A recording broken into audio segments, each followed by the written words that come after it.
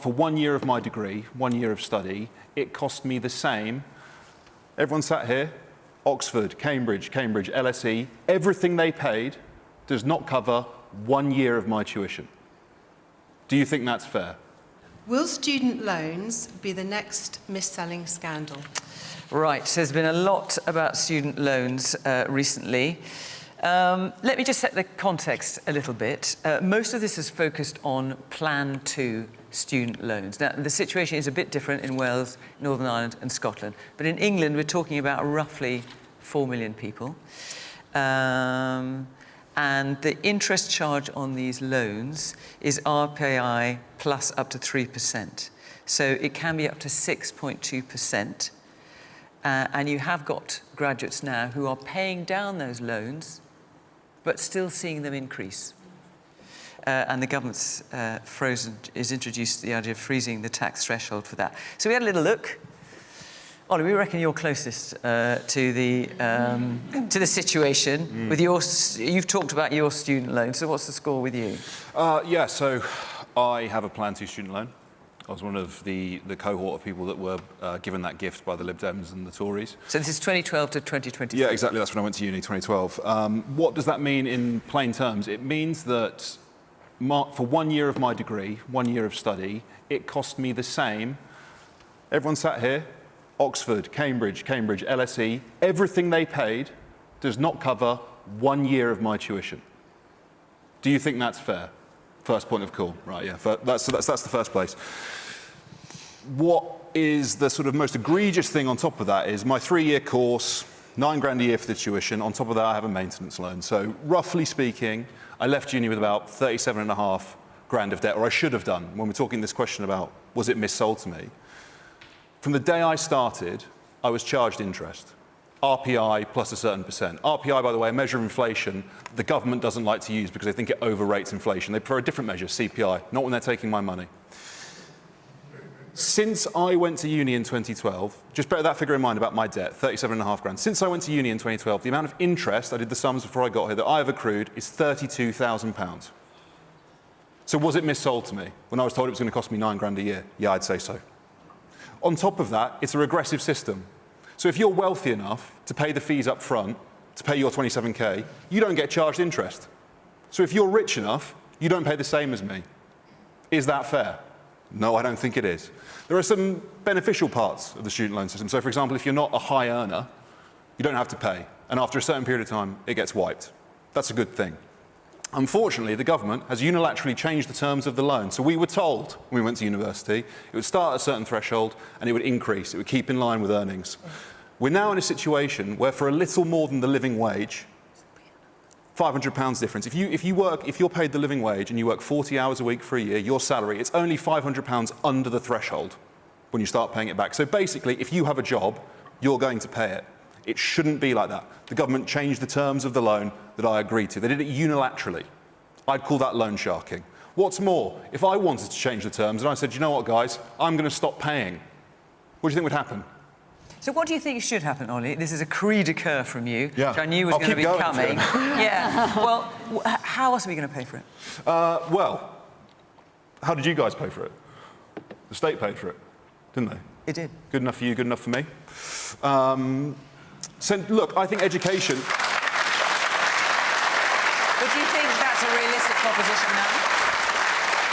Is that what you would suggest I think a government that was motivated by the politics of the soul rather than the politics of process could get their head around this. Yeah, look, I think education is a public good.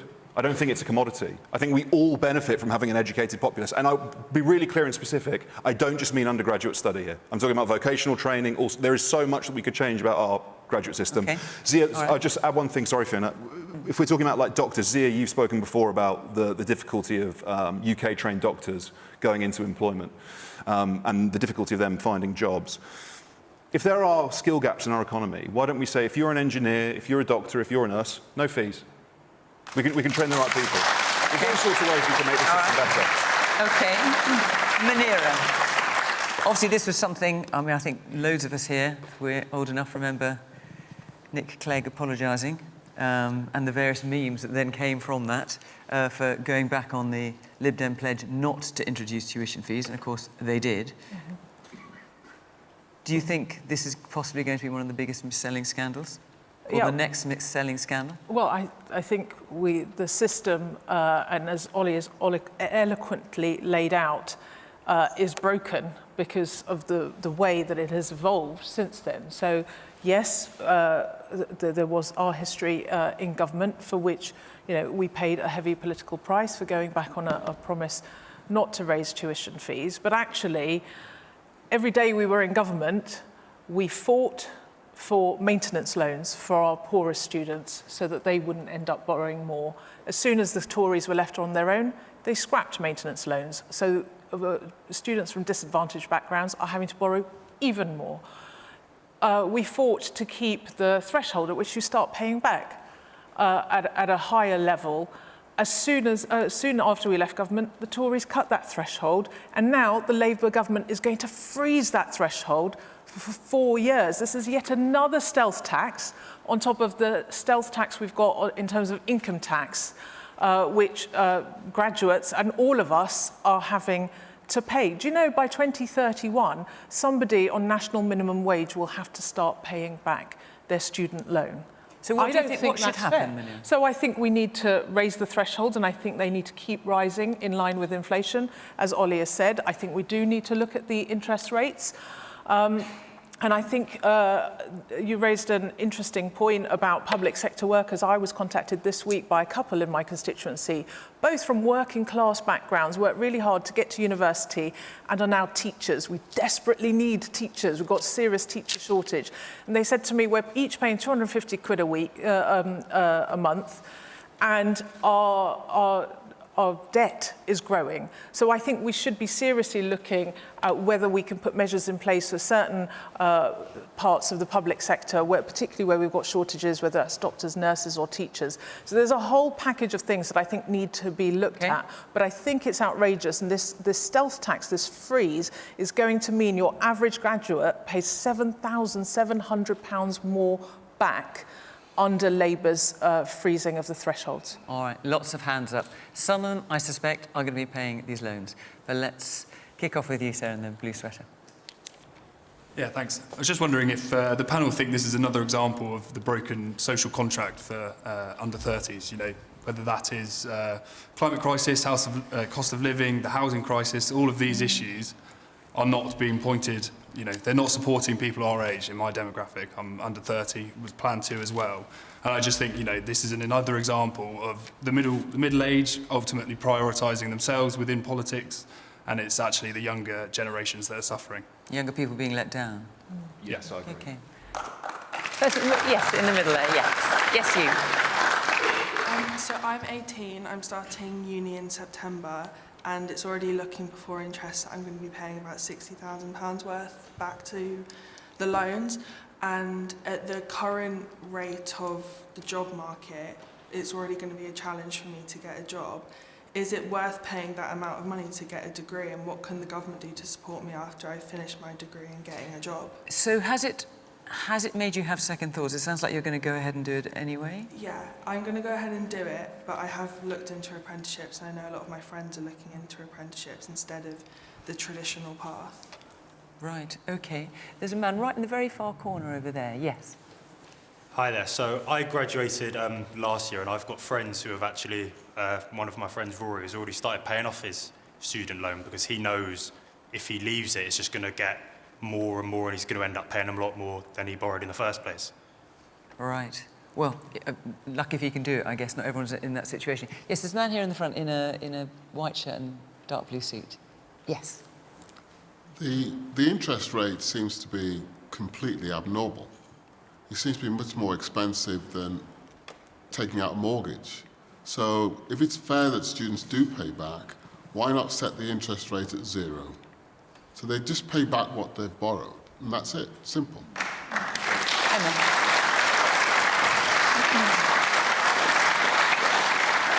So we did inherit this system, and it was introduced by the Tories and Liberal Democrats. I think that's worth saying. And the Plan 2 that you're experiencing was introduced by those parties.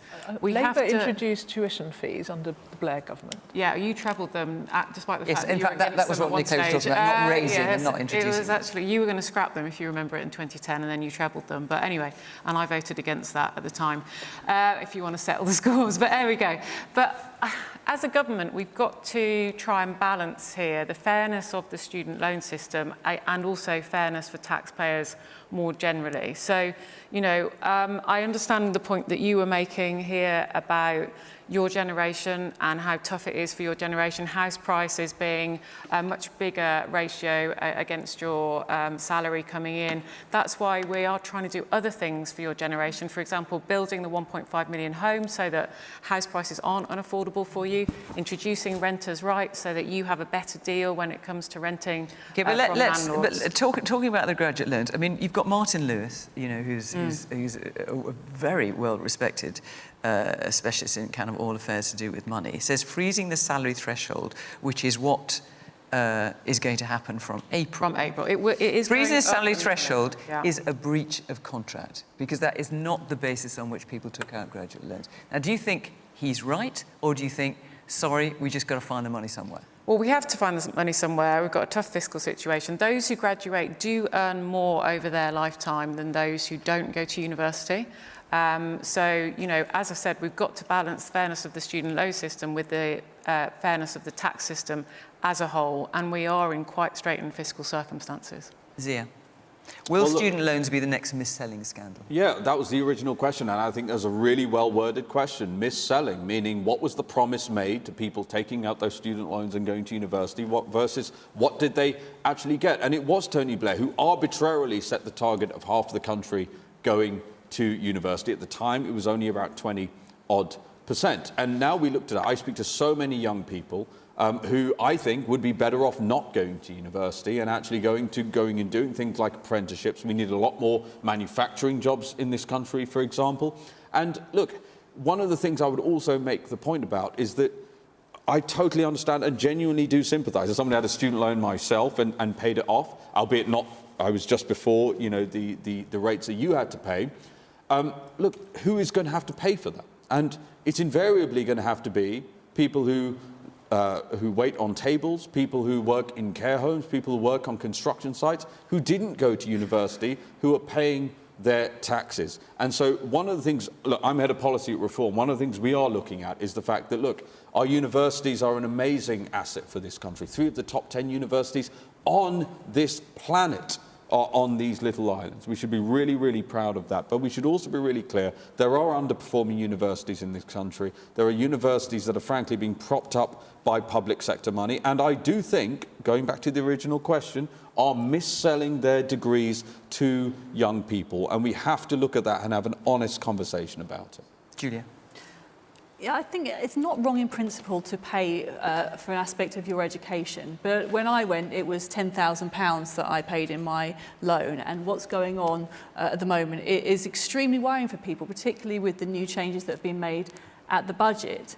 I think Zia's right that you know, we were the generation where Tony Blair suggested that half of everybody should go to, 50% of the population should go, of young people should go to university, and that has unfortunately led to the creation of a large number of low-value degrees. And the real tragedy is that some people are not going to be ever earning enough to be able to repay those loans because they haven't got the better jobs for those university degrees. And that's actually going to be bad for the taxpayer as well, because the taxpayer will probably end up paying a large chunk of those loans. So the system's not really working for anybody. And I think we have to find a way to shut down some of the low-value degrees, move some of the funding into apprenticeships, and find a better way for some of those people that are in very tricky situations with the loan repayments, because it's not, there's so many aspects in which it's not good for having that level of debt for younger people, particularly a demographic aspect. We need people to be having children, we need them to be getting onto the housing ladder and building the next generation. At the moment, there is a debt trap there. So would the Conservatives,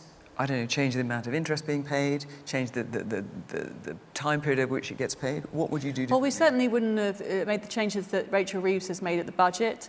What do you mean freezing the tax threshold? Yeah. I mean, the Tories also froze the tax threshold. Well, they cut the threshold. But between repayment thresholds were frozen between 2021 and 2025.